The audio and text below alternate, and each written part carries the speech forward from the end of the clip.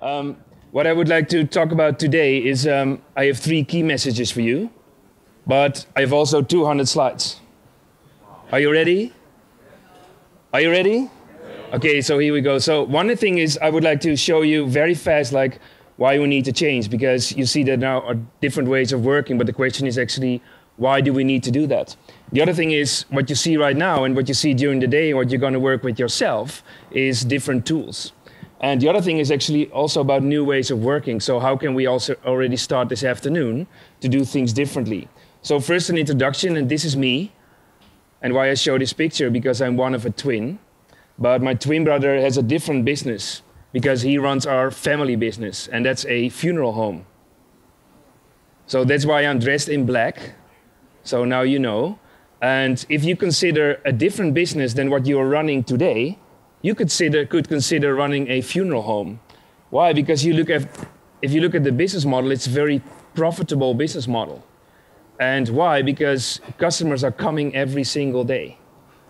The only thing what people don't understand about the business model of a funeral home, that it's very capital intensive. And why? Because you need to be 24 hours online with your business.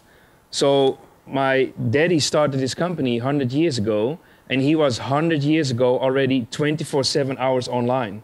Well, if you call a plumber right now, it's very hard to get them right on the spot. But with a funeral home, that's what we do. So I started work as a consultant for many years, and then at some point I thought people are not looking for solutions anymore, but they want tools.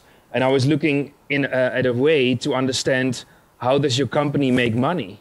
And then I found another Swiss guy, like Patrick is Swiss, but this is Alex Osterwalder, and he also started to think of what could it actually look like. So he came up with a model, and when I met him in Amsterdam, we thought, let's just challenge the whole publishing industry, because this is a model that needs to be disrupted because it's so classical, traditional model. So we started to work on a book, and then we thought, how can we do that differently from just going to a publisher? So we opened a platform and we asked people to pay $24. And they could get early access to the content, and they get their name in the book. And you know what's fun? At some point we thought we raised the price.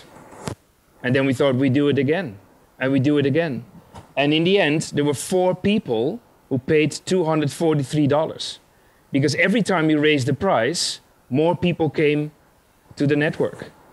So it was interesting to see that price did not have anything to do with actually the product or the job what we were helping people to solve. So we asked ourselves, why do people want to participate and pay? Well, actually, they would like to get early access to the content. They would like to get the name in the book. And like these 4 people paid $243. And the other thing is what publishing companies don't understand when you talk about what is the job you get done, is it's not about reading books, because people don't read books. It's all about people who would like to connect to each other or with each other because they would like to talk about the topic. So the job is more to connect instead of reading books. And then we brought it to Amazon, and in the end you saw that a lot of people were reading the book all over the world. And you see now that almost 1 million copies are sold. And what I would like to show with this is that this whole thinking of business model innovation is not something that happens right here in this country, but it happens everywhere. So I've been working with all kinds of different companies and customers, and this was a project what we were running with the president of Estonia to put the business model of Estonia together. Well, if you ever wanted to do this for this country, don't call me because it's far too complicated. And our clients actually are from everywhere around the globe, and especially now we are called by banks, because what do you think is the big challenge for SAB?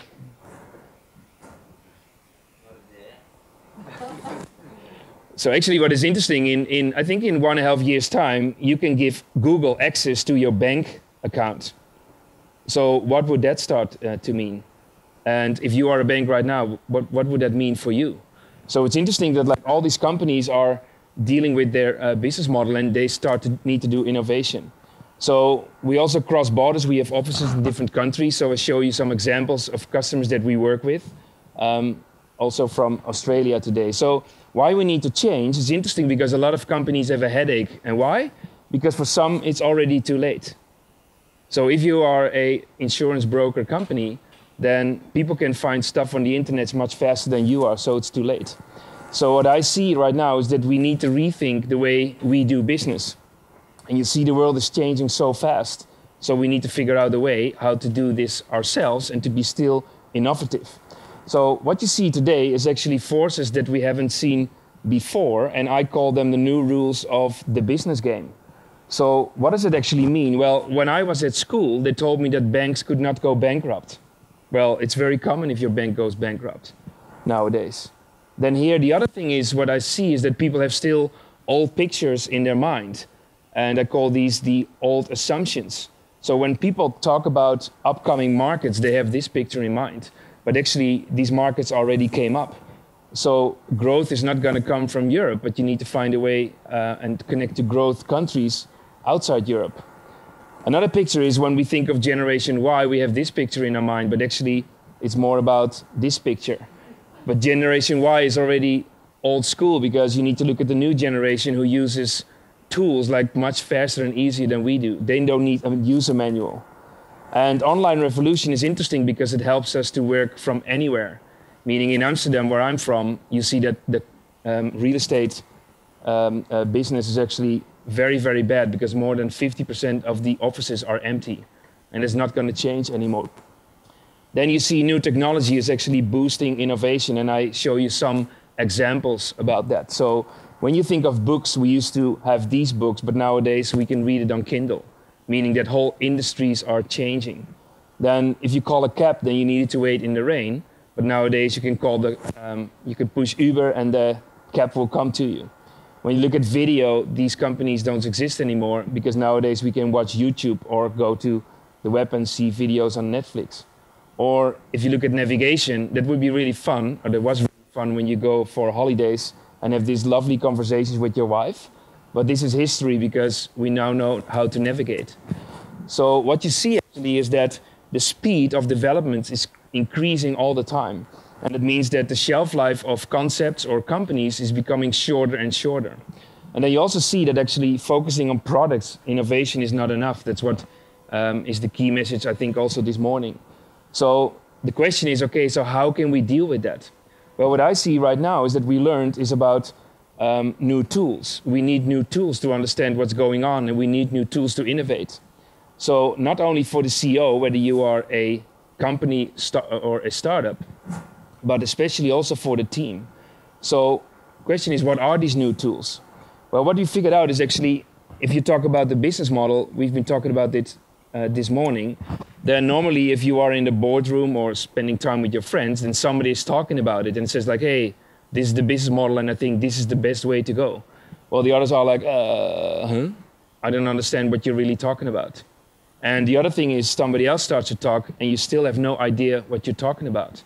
And what is interesting is actually when you think of the business model and the business model canvas that Alex designed together with Eve, one of the key things is really to understand what your model looks right now today. And that gives you like a very good base in order to start innovation. And I tell you why. So this business model canvas, it explains you how you can create, deliver, and capture value, but it's still kind of complicated. But if you look at building blocks, then you have some key questions that you need to answer yourself. So one of them is actually, who is my customer? Well, we work with a large car manufacturing company. They had no idea or no agreement who was their customer. So is it the car dealer or is it the car buyer? And in the end, we agreed with the executive team that there are two customers and they are equally important.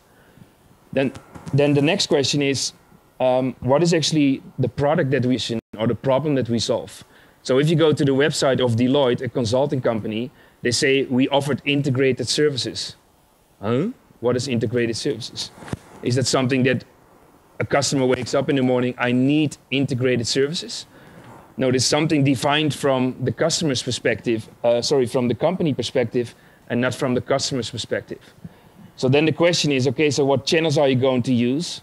And are you maintaining a relationship with your customer? And if you are able to add value, then you need to understand how you make money with this concept. And then on the left-hand side, you need to understand what resources you need, what kind of activities you need, and then with what kind of partners you can create value. And this all shows the questions that are actually putting the business model blocks of the business model together. And this afternoon, you're going to work with the engines, and you see that the same questions are coming back every time. And what I would like to show you is one example that Patrick talked about this morning as well, is Nespresso, because they disrupted this whole idea of selling coffee. And it's not about selling coffee, but it's actually a different problem that they solved. And what was interesting is that when this guy came on board, then sales really started to go crazy. So if you look at the business model of Nespresso, then you see that they are selling coffee pads and machines, and they sell that to households and to businesses. And what is interesting is, like, in the distribution channels, you see a lot of channels right here, but you don't see the supermarket. So do you have any idea why the supermarket is not here? Why don't they sell to the supermarket? Pricing, but there's one more important reason. They can't follow the client. They can't? Follow the client. Exactly. No uniqueness. No uniqueness. But what is very important is that they do not know, if they would sell to the supermarket, they would not have any idea who their customer is. So if you look at the record companies in the past, when they needed to do promotion for albums like Michael Jackson, when they sold it through the stores, they had no idea who was playing Michael Jackson music. So if you do advertising, you have no idea where to move. So what I like about this model is that they have their own channels, and that's why they know who their customer is. So if you order coffee, you need to go to the Nespresso Club. And I give you one example. When I started to work with Alex on the book, then I was almost bankrupt 5 years ago. And a friend of mine said, Patrick, I give you this coffee machine as a gift. So I was very happy. I called Nespresso and I said, hey, I would like to order coffee. And they said, okay, we need your personal details, but read out the serial number of the machine. So I read it out, and they said, Patrick, this is not your coffee machine. This is from 72 DPI, what's a different company. And I said, yeah, it was a lovely gift from my friend. And I said, well, your friend, did he tell you that this coffee machine has been taken to the repairs already for 3 times? And Jonathan told me, but did your friend also tell you that the machine will maybe last for 2 more weeks? And then after 2 weeks, the machine broke down. That really happened. And I think that maybe Nespresso has a remote control that they can shut it off. But then my mom said, oh, don't cry. I take you to... She said, I take you to the coffee shop. So a different coffee shop in Amsterdam where they sell these machines. But then I got this machine, and then with a lot of different flavors. And after 6 weeks, they called me and they said, Patrick, do you know how this machine works? I said, yeah, of course I know. But Patrick, we haven't seen you in the shop for more than 6 weeks, and that's strange. I said, well, these flavors are not so nice, so it takes me a long time to drink my way through. And they said, you know, we know exactly what is the most sold item. So if you allow me to order for you, tomorrow you have the best coffee in your office. And I said, well, what to do with this other coffee then? Well, these terrible flavors, you can just offer to your guests. And that's what they really said. And what I find interesting is, if you look at the business model of Nespresso, I put, you can find the slides online and so on. But what is interesting is actually, what I think is key is they know so much about their customers, not like big data stuff, but they really know what they order and what they like. And that was the same. My grandfather had a milk company, and after the Second World War, he knew exactly what people liked.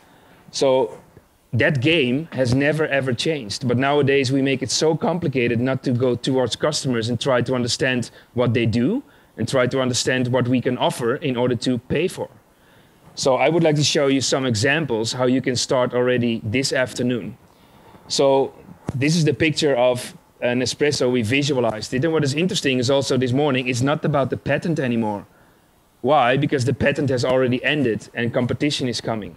So you can get your shipments right away from the US, or one of the executives of Nespresso start to build his own product and he sells in the supermarket. But I'm not going to use it because I'm afraid that they're going to call me. And then you see that they use the technology for something different, like a different product. And they even start to figure out, hey, so if we have this technology, we can also invent in order to sell to a complete different customer segment. Babies. coffee for babies. So this product they launched a couple of years ago, but it's not really successful. I think they launched it in Swiss, but it's never really successful. So the other thing is, what we found is that when you start to work with new tools, then also you need to find new ways of working. So what does that look like? Well, if you look at skills, I think we should think and act more like designers do. And why? Because if we are a manager, we think that there is always this one single solution that is the best. But it doesn't work like that anymore. So one of the skills is really start to observe. Because wherever you look, that's what you see. And if you start to look more often and start to talk to your customers, then you get so much more different information. So we help clients a lot to go for safari and figure out, hey, how are our customers actually using the product? And what are they doing differently? And actually the question for you is, how often do you do that? To really spend time, not to talk about your products, but just to figure out, hey, what is actually your headache? And how can I help you to do a better job? The other one is prototyping. So I told you that the past was actually all about finding this one single solution. But what we see right now is generate options. And that's something what architects have been doing for many, many years. So this is Frank Gehry, and he is making different sketches. And he said, well, I don't fix my idea to one single solution. And he said, even I show so crazy sketches that sometimes people get afraid, but I love the conversations that we have then afterwards. So what we did with the book, when we start to publish the book, then we built 8 different prototypes. So one of the prototypes was here to go through a traditional publisher or publishing on demand. Or a sponsored book, or a customized book. And I said to Alex, I have such a big network that I can make sure that a company will sponsor our book. But after 5-6 conversations in 2008, nobody wanted to sponsor the book. And if I would have thought that would be the only solution, then the book would never be there. So we started to build different prototypes and tested different ideas with customers. And what is interesting when you do that, you see that you learn so much more and you have different conversations with your customers. Because then it's not about the product, it's about the business model, how you can make that work. So what we realized after 2 years, we thought, hey, and now we're going to sell it to the publisher because we didn't feel right to do this publishing ourselves anymore. Then the other thing is what is very important that Stefan talked about this morning is you need to go out of the building and learn.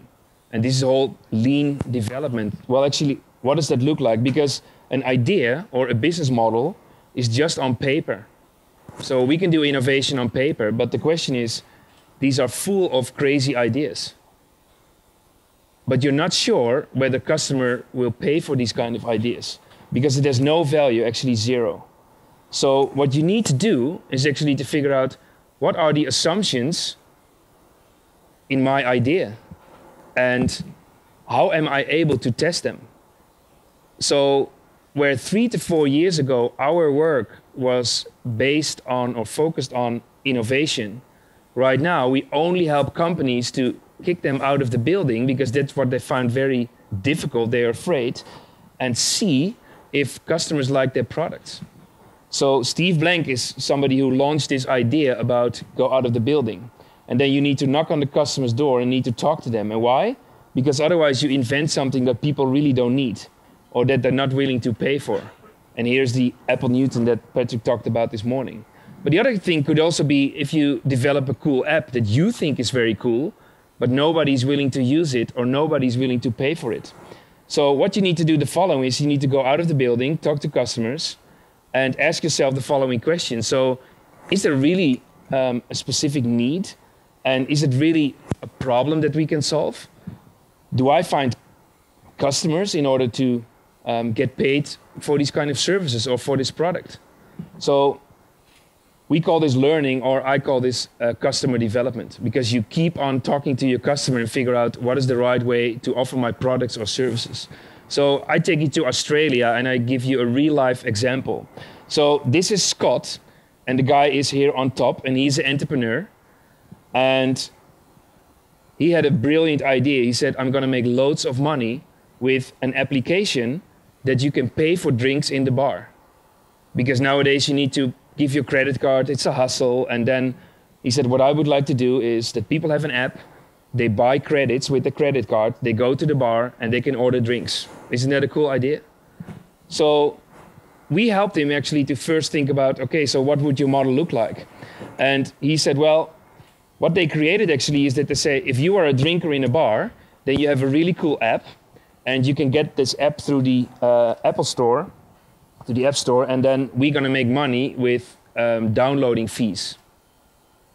And of course, then you need to develop the app, and you need a development team, and you need people and development to pay for. But that's what's their initial idea. And if they would just start to build the app, then they would come with a complete different solution. Well, now actually they went to the pub and started to test this idea. So what would otherwise have happened, you see, is that you start to build more beautiful features on the product and so on that customers don't really need. So we try to understand, is this app something that customers are willing to pay for? So we went out of the building, and what they learned, it is not only about the drinkers. Because when they start to spend time in the pub, they figured out also the staff who were serving the drinks also actually love this tool. And why? Because they all the time have all these credit cards that they need to administer, and they need to make sure that it's not stolen, and it's a hassle. So every time you need to pay, it's a hassle. So they figured out, hey, there's also another group who is interested, and they don't need to use the credit card payments anymore. So they figured out actually that was only not one customer who was interested in this product, but there was another customer as well. And these are the cafe owners or the people who serve the beers. So then, hey, you see an application, and then you see, you see drinkers, and they would like to keep the night moving, but then they decided it's better to offer it for free. And why? Because then people start to use it, and then staff or cafe owners could also use this app, and then you get a fee on the transaction. So what is interesting is that the initial idea was based on selling an app, but it's not about the product. When they start to test it, they figure out, hey, there's something else what we see because there's another group interested, and then that makes actually no sense to charge for that. So then we're going to make money with the transaction. So this is still the same, but the revenue model completely changed.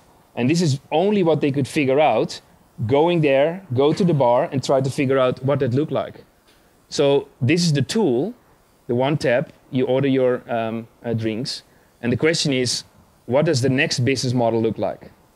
So the reason why you also start to think of new prototypes is to understand what is the next business model after this one. So what do you think is the next model that they're going to make so much more money with?